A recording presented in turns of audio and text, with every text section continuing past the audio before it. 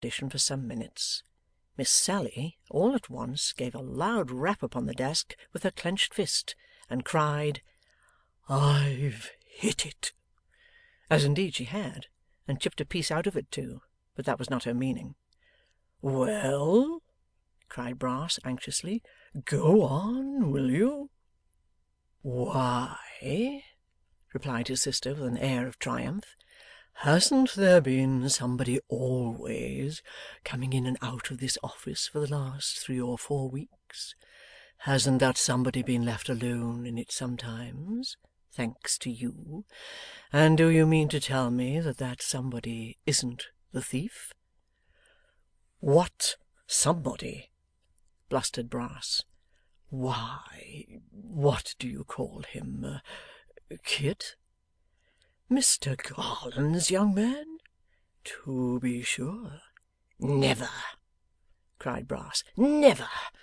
I'll not hear of it. Don't tell me," said Sampson, shaking his head and working with both hands as if he were clearing away 10,000 cobwebs. "I'll never believe it of him. Never!"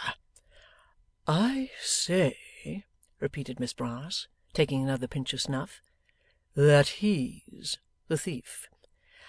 "I say," returned Sampson violently, "that he is not. What do you mean? How dare you?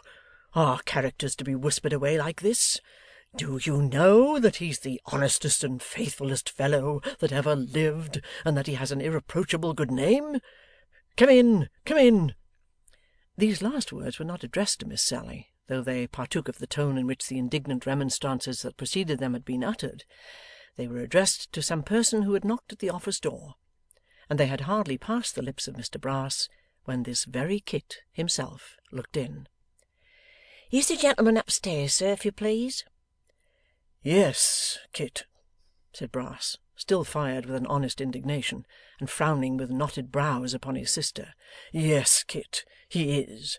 I'm glad to see you, Kit. I am rejoiced to see you.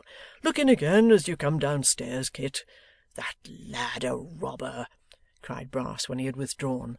"With that frank and open countenance! I trust him with untold gold. Mr Richard, sir, have the goodness to step directly to Rasp and Co.'s in Broad Street, and inquire if they had instructions to appear in Carcam and Painter." "That lad a robber!"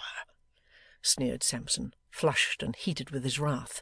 "Am I blind, deaf, silly? Do I know nothing of human nature when I see it before me?